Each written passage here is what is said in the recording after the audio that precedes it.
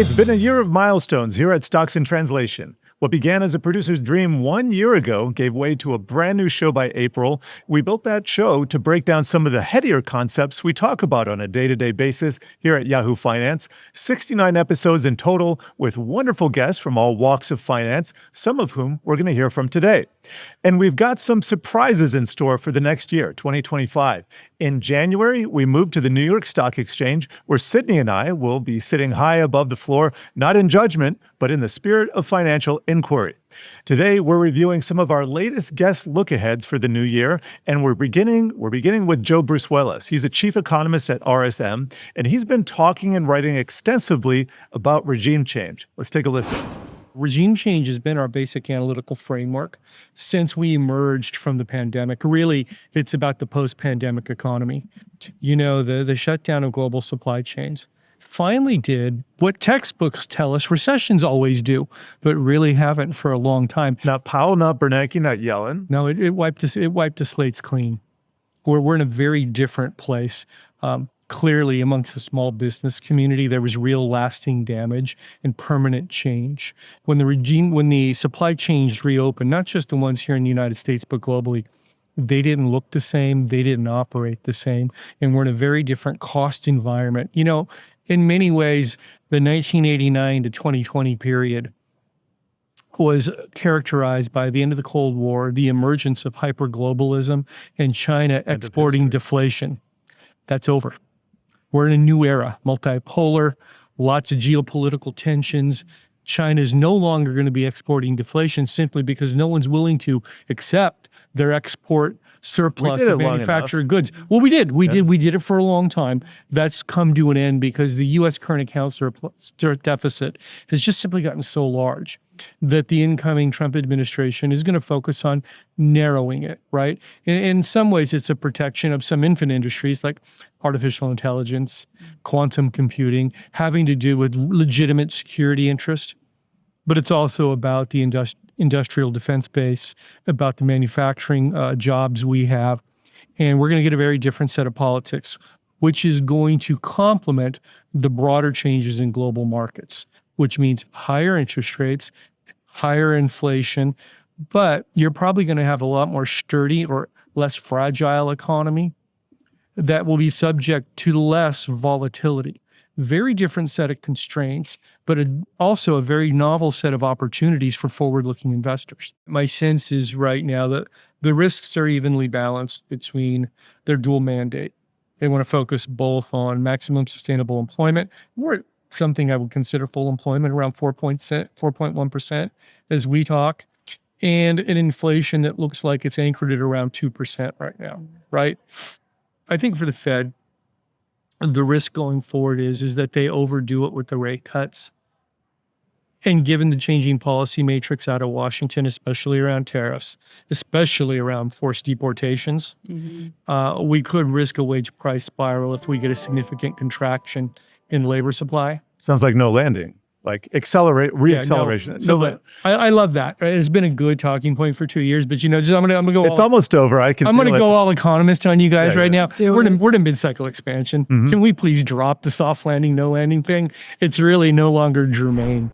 Whatever that is, we achieved it, and we're just continuing, right? So the risk is though, so long-term rates beyond 5%, inflation rearing its head because the wage price spiral, that's a different entity. That has an engine in it. We didn't even get that after shutting down the supply chains, but that would be more closely linked to a deportation of a significant number of immigrants, which would then put constraints on construction, mineral extraction, manufacturing, retail, leisure, I mean, a whole host of industries, right? So, but we'll have to see how that goes. The Fed's got to navigate a much more trickier path now that we're going through this regime change. Next, we hear from friend of Yahoo Finance, Callie Cox, chief market strategist at Ritholtz Wealth Management, who shares advice for beginning investors, emphasizing diversification as a tool.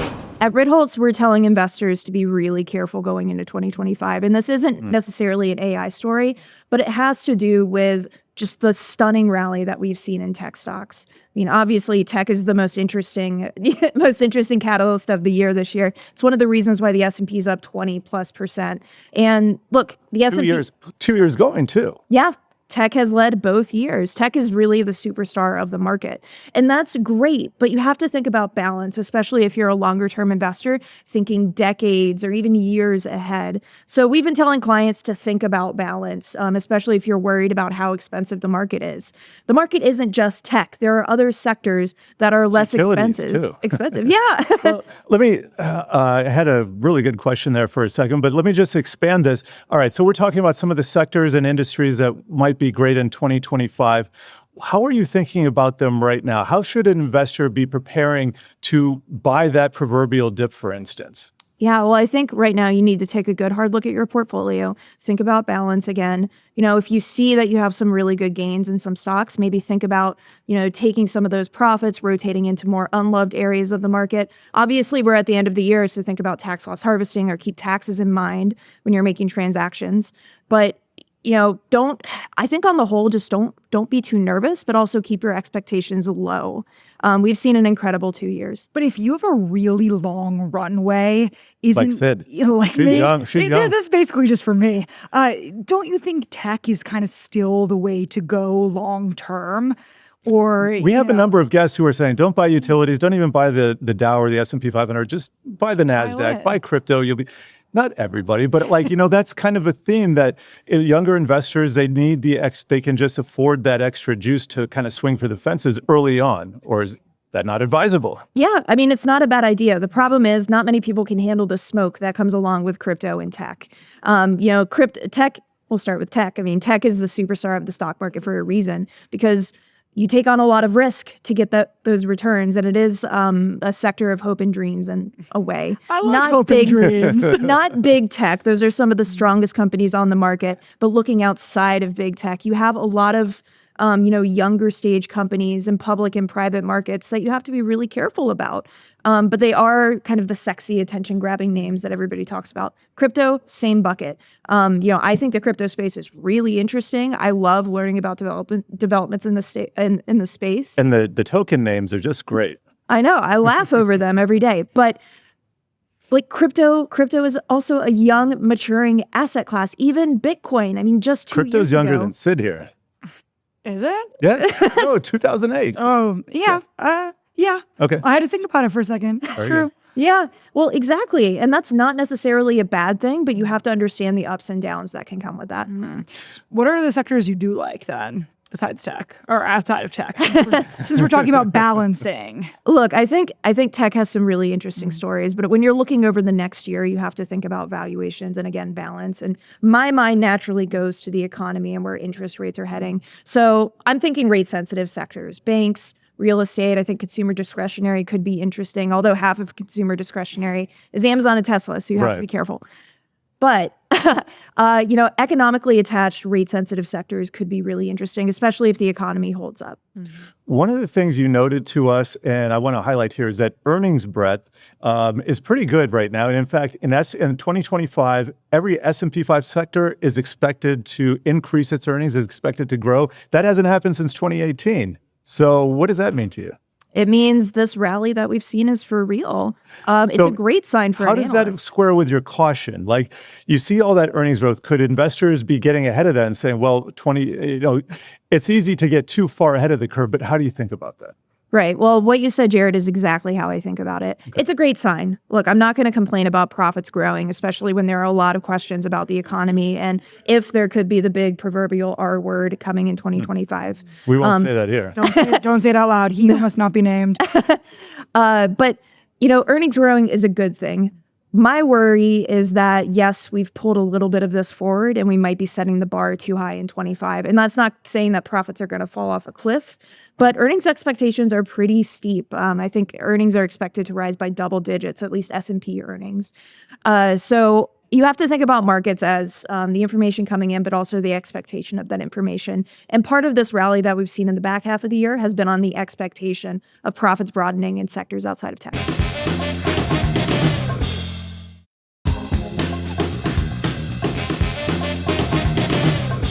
Next, CEO and co-founder of Real Vision, Raoul Pal, breaks down the future of blockchain and the importance of understanding one of the great forces of the universe, compounding or exponential math. It's kind of as I imagined. I mean, obviously, there's the enthusiasm over what Trump's policies might bring for markets, particularly technology. It's very bullish for technology, very bullish crypto. And then we've seen what do the tariffs mean for the dollar? And the dollar's been ripping higher because of it. Rates are unsure how to deal with all of this. So the market's still trying to figure out all of this stuff. But generally, the playbook seems to be that the technologists have taken over the White House and therefore they get a free run. Should people be reacting to an election like they are? Is that normal? It's not abnormal. And sometimes this whole thing fades because really it's about what policies actually happen, what happens to the economy, what happens to things like liquidity. So we may wish it to be so, but the reality is we need to see what actually plays out. All right, we're going to take that thought and we're going to amplify it. We might compound it because that is the word of the day, compounding. Compounding is a process where growth builds on previous growth, accelerating exponentially over time, whether it's money, knowledge, or resources, creating increasingly larger results. And the trick is, Raoul, you deal a lot with this, and we deal a lot with this in finance. Humans are wired for linear thought, but when it comes to the exponential, it's a different game. Just talk to us about that. Yeah. Exponentiality is something most people can't comprehend because we think of the passage of time. That's our real anchor, right? And time is linear for us. But exponentials are things that grow on top of each other. You're talking about compounding, particularly when it gets to crazy things in technology or crypto or adoption of technologies like the internet or AI. What happens is the numbers go really fast. So the greatest living example of all of this is probably outside of viruses and biological things where exponentiality occurs often, is Bitcoin.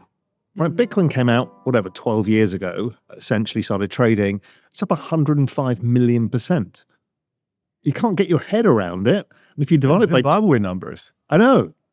But that's the power of compounding. It's an asset that essentially goes up on average 150% a year, even with 3 negative 80% drawdowns.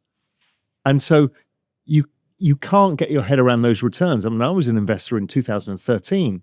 No way that I think it was going to do this. I mean, I knew it was going up a lot, but these kind of numbers are ludicrous. So you only need a small amount of money, which is one of the reasons why a lot of the CEOs and founders of the big technology companies are worth so much money because they never sold their equity. So time horizon plus high rates of growth compound into ridiculous profits. But it seems like to kind of take advantage of that, you had to be in something like Bitcoin a long time ago. Or do you think even 10 years from now, if I invested today, you still think there's going to be crazy returns 10 years from now? So Bitcoin is just part of blockchain, which is technology. And the adoption of that technology has been twice the speed of the internet, based around the same time, first 5 million users.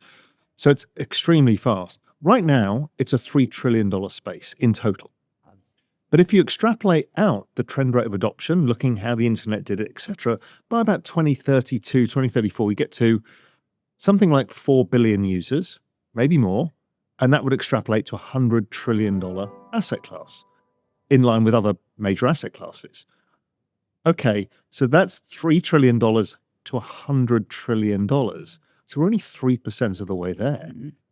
If this plays out, that will be the largest, fastest accumulation of wealth in all human history. Now, assume I'm a complete idiot and I'm wrong by 50%.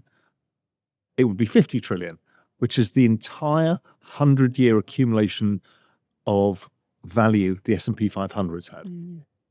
So that's what we're dealing with. So no, it still compounds. So are you hodling here? Because it's from the outline of your strategy, you really need to stay in the market to take advantage of these gains. And you mentioned the founders, and their secret is they don't sell. Right. So you're sitting on all this wealth. How do you use it? How do you capitalize on it? What do you do with it? Do you stake it? That's something that kind of came up. But what do you do with this to take advantage of it as you're holding or hodling? Well, to set your life up for this, you have to have an income.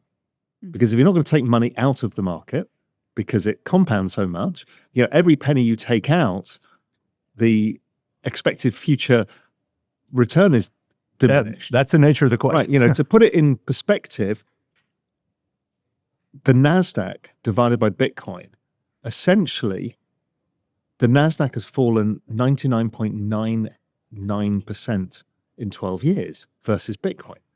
So it essentially means that each year you don't buy something like a house, the cheaper it gets in Bitcoin terms.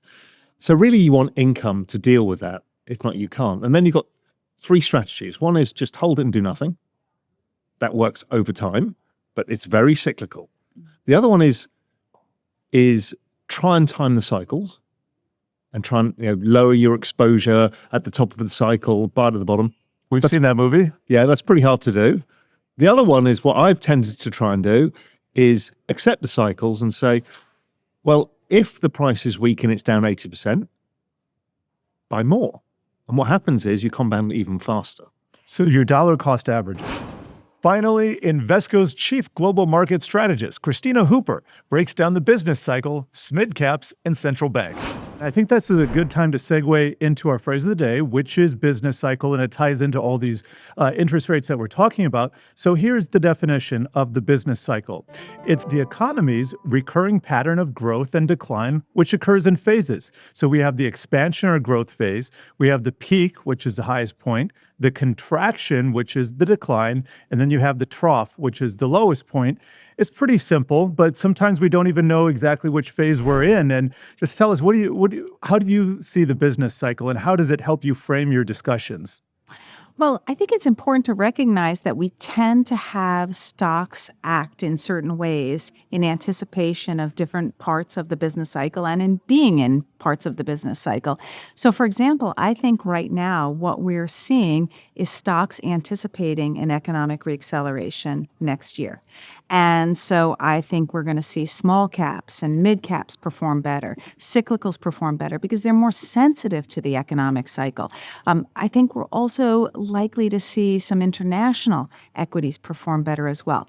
I think in general, globally speaking, the economy is going to reaccelerate. So I think there's a lot of connection between the business cycle and the performance of different assets, especially stocks, although it's not entirely predictive. Being in a particular economic cycle, phase of the economic cycle, does not predict exactly how things go. Exactly. So there are some people who are talking about going into year 3 of a bull market that we might not see as crazy returns as the prior 2 years. How does that do you agree, or does that factor into where you see growth going? How are you thinking about that? So we've had a strong 2 years, let's face it. But I think there's more powder, more dry powder there. And that's really because we have central banks behind markets. So this is kind of unusual in that central banks are easing into growth. We tend not to see that. We tend to see central bank easing occur when economies are in much worse shape, typically in contraction, going into contraction. This is a different environment. And so I think there's certainly a fair amount of dry powder. If we go back to the mid-90s, that was the last time we saw the Fed actually hike rates, have a tightening cycle without causing a recession. 95, 98. Right, exactly. And so the tightening cycle was 94 to 95, and then the easing cycle was 95 to 96. But and so we saw some really good stock performance in the 6 months, 12 months out after that. But that easing cycle was very limited. It was only 3 rate cuts, only 75 basis points. So if you think we're looking out on another 100, even just 100 basis points in rate cuts on top of the 75 we already got, that suggests a lot more fuel powering risk assets going forward, especially as we see a relatively good economic environment helped by real wage growth. So inflation-adjusted wage growth, disinflation continues, so there's more spending power for consumers. I think there's a lot going for this economy, especially the global economy, but especially the U.S. economy, given how resilient it's been so far. And talk to us about soft, hard, no landing and how that figures into the people are business getting mad at us when we say landing now. Yeah. So where does this fit into the business cycle?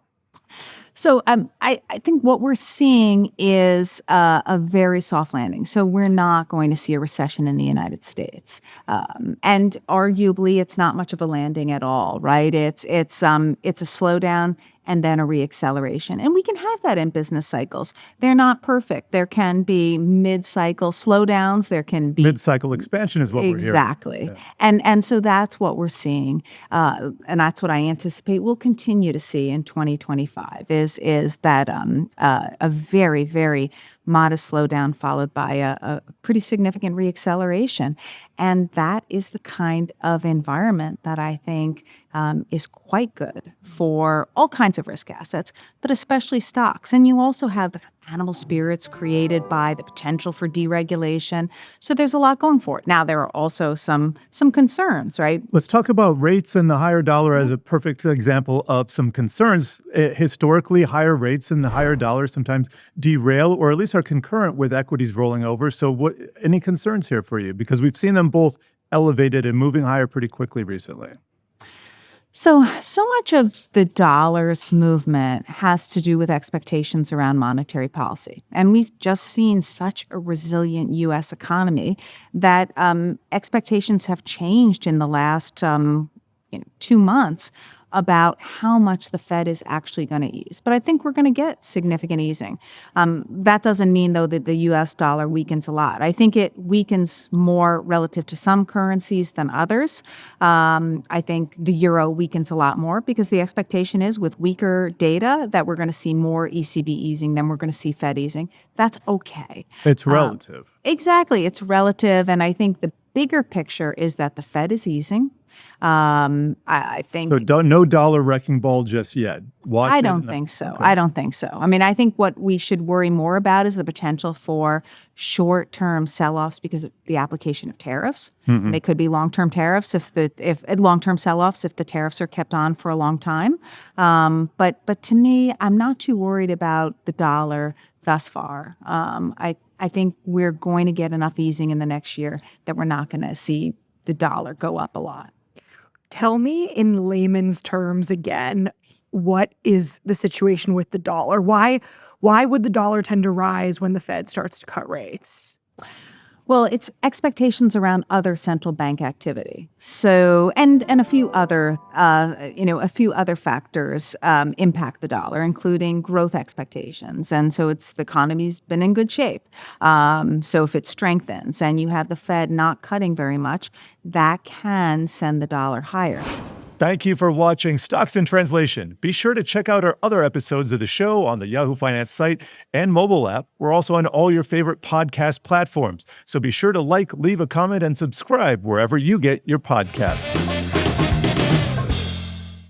Are you ready to master the markets and, dare I say, become a better leader in the process? Well, Yahoo Finance has you covered with our new full suite of original podcast content. Whether you're a seasoned investor or you're just starting your financial journey, we offer invaluable market insights and strategies to help boost your portfolio, build your wealth, and make you a successful investor. Now let's make some money and get a lot smarter. I've done Yahoo Finance forever. This is a spectacular spot. Welcome to Stocks in Translation. I'm your host, Jared Blikre. Hello, world. I'm Raoul Smack. Hi, I'm Bob Powell, and welcome to Decoding Retirement. Welcome to Living Not So Fabulously. Hey, it's me, Tiffany the Budgetista, your favorite financial educator. Welcome to Capital Gains. We're on for a few days and everything has changed. From Wall Street to Main Street to the C-suite, we are your daily lifeline because behind every great investor is Yahoo Finance. Join us on yahoofinance.com, the Yahoo Finance app, or wherever you get your podcasts.